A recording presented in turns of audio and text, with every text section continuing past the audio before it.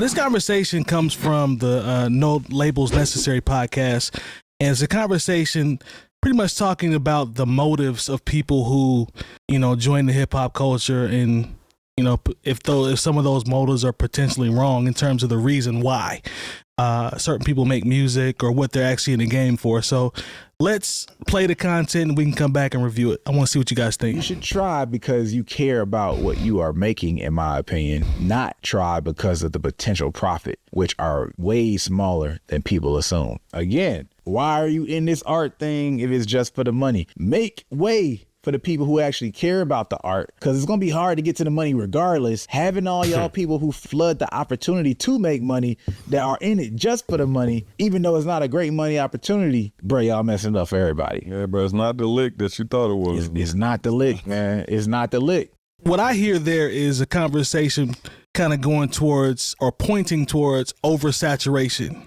in terms of the concept that we always talk about, everybody rap. It's even worse. Now, I used to say that probably 8-9 years ago. It's way worse now. When you say everybody rap, you literally can walk outside and find somebody that got a mixtape or a project or a podcast or something like that.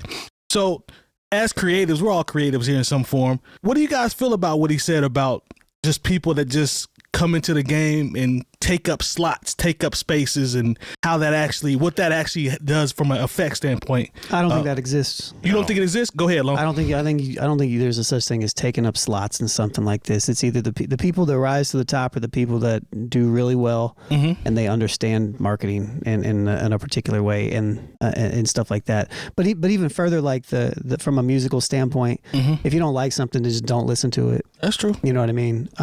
I think we're in like a unique kind of area right now to where the gatekeeping aspect is not what it used to be. I would agree. So those slots that he's kind of talking about they're not really super meritable. Unless do you think they don't even exist at this point? No, I think it exists to a degree. Like I don't think it's completely gone, because I think it kind of switches now, because that gate essentially is like time that people have as they're scrolling through stuff, right? Gotcha.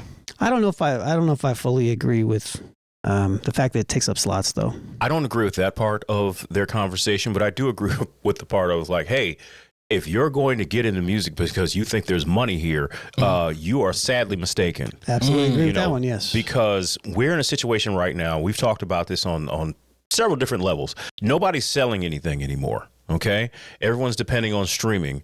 And if you don't have your paperwork together, this specifically, you could have an entertainment lawyer. People always like, get an entertainment lawyer. Right. But he might be an entertainment lawyer that was around when people were selling CDs, records, and tapes.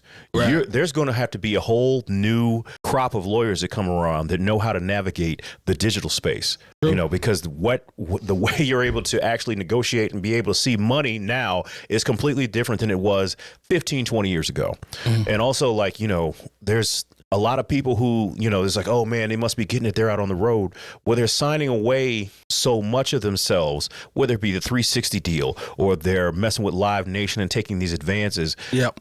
Maybe they're getting ripped off on the record company end. Happens. But at least they're getting all their money from T-shirts and getting all their money merch, from shows.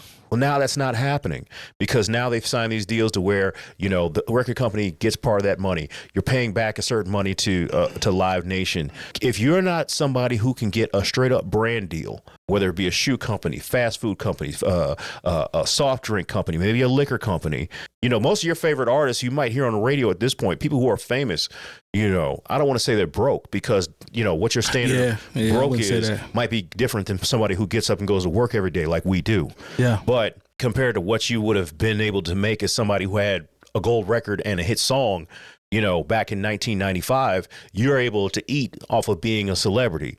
Some of your favorite artists, are in apartments and driving, they're not driving luxury cars. They're driving regular cars. Some of them got to get up and go to a job. You can't tell on Instagram, though. But that's the smoke and mirrors. Like, and now the smoke and mirrors are so much bigger and thicker now, because they're trying to keep up with a standard that was set when the rules were completely different. I think it's different, though. I think what people are aiming to do now is not even necessarily the monetary currency, is the social currency, because they see, a lot of people see that as more valuable than actually gaining actual tangible money, because they think it's going to lead to something else. So they're trying to catch that one hit that'll do the same thing that Cardi B. Everybody can't be Cardi B though. Cardi B is literally the only artist off of the Love and Hip Hop series that leveraged her career and was very successful with it. Right. Facts. Everybody else it's called Love and Hip Hop, but you don't. Who are these people? True. They're cool or exist in their cities. She's the only one that leveraged her career to the spot where it's at now. So again, a lot of people are using this social currency as more so a thing because they would rather be popular than rich anyway, and hoping that leads to something else down the road. Otherwise, they got their 15 minutes of fame, they got in, got out, and that's a wrap. Let me ask you guys this as it relates to the clip that we played. A question that I would like to pose is the way that he says what he says. What do you all think about where that's coming from? Is that a person that is using unnecessary energy to quote unquote care too much about the culture? Or is this someone that it could be deemed or could be looked at as, oh, you just hating because everybody has an opportunity and it's the Wild Wild West now? You can tell that these dudes are probably artists. Right.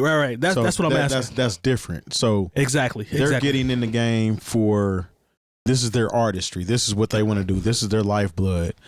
And other people are getting in for other reasons. I think that's why he's saying step aside versus actually acknowledging what's going on here because of where we're at as far as socially. That's what it is. That's exactly why I asked you. Yeah, I don't think they're hating. I think they, especially the guy that was talking, I think he legitimately thinks that people are standing in the way. I understand where he's coming from. For sure.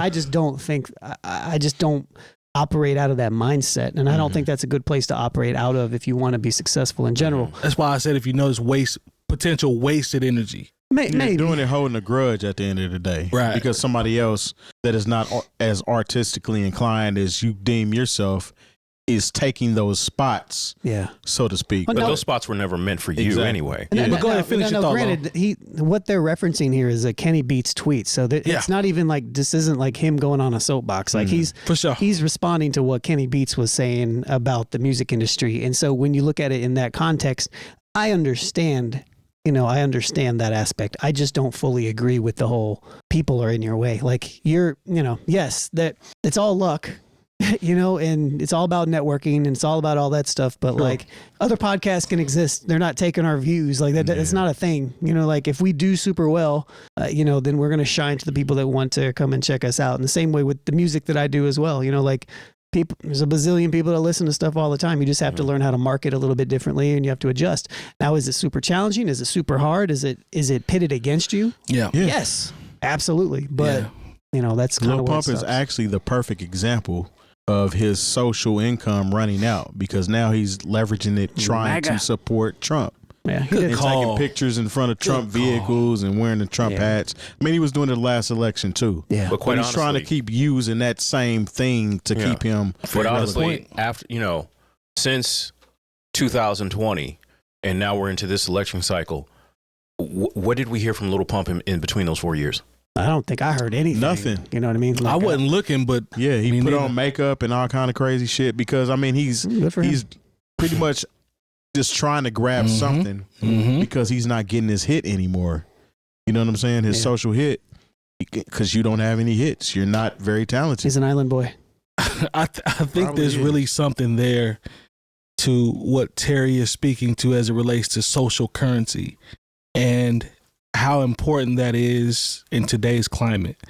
Because there are so many people that would rather be popular than paid right now because they see. I don't think there's anything wrong. I don't think there's anything wrong with social currency. No. But what I'm talking about is as a relation to being popping, but still living like Jay Moore was talking about. I think there are people that are fully comfortable with being popping from a perception standpoint, and then living in reality, and it's not even close to what you portray. I think there are people that walk around that are fully comfortable. I couldn't live that way. We could do a deep dive into this and how it ties into social media and it ties. Yeah. But, all of us are old enough to remember when, a phone was just something for you to call home with. We remember a time when people did not depend on a dopamine hit of those likes to maintain themselves, or feel important. they're so, like, you know, there is a generation of kids who don't know a life without it, and so their self-esteem and their self-worth is tied up into a device that they pay $99 a month to use. So just getting back to what they said about how, you know, people need to get out of the way, and maybe there's a situation where like real artistry can't be seen. I don't believe that, but I do understand where they're coming from, because there are people that are getting into this for the popularity and that dopamine hit. They're not getting into it because they think they're going to create this definitive piece of art that is going to not only change their lives, but change the lives of others.